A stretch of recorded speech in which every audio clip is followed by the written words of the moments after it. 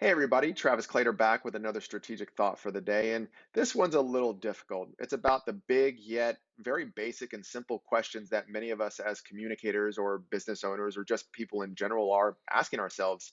And those are, what do we say to our audiences right now and how do we say it?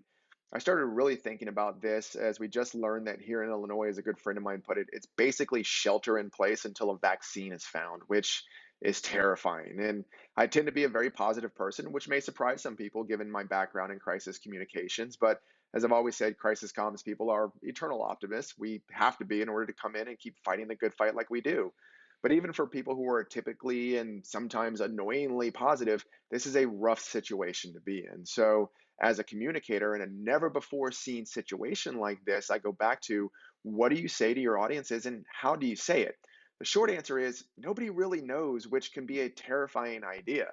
But people do want optimism right now, but only in certain ways. They are looking for glimmers of hope, and they're hanging on to the small wins or the day-to-day wins that they can grab onto to keep moving forward.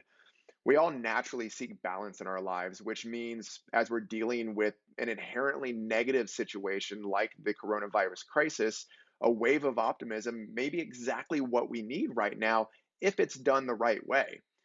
But for communicators, how do we walk that fine line between optimism and annoyingly bubbly or tone deaf? How do we inspire in a time of bleakness like this without preaching at people to be inspired?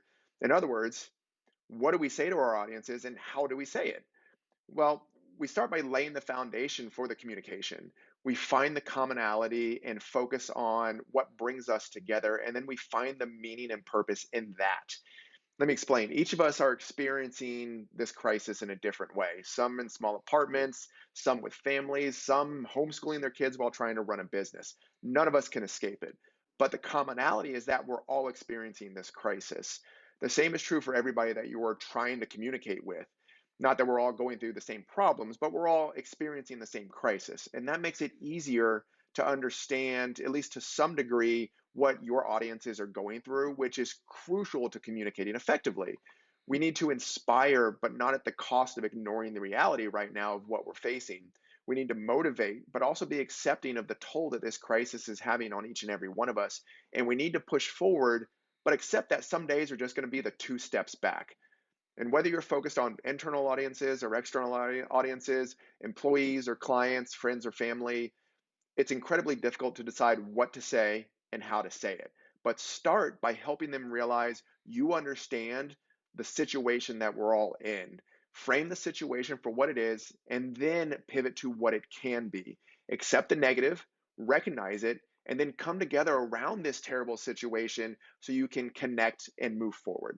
And there's your strategic thought for the day. Thanks so much for joining us. Make sure you check out tcstrategic.com for more posts, and we'll see you soon.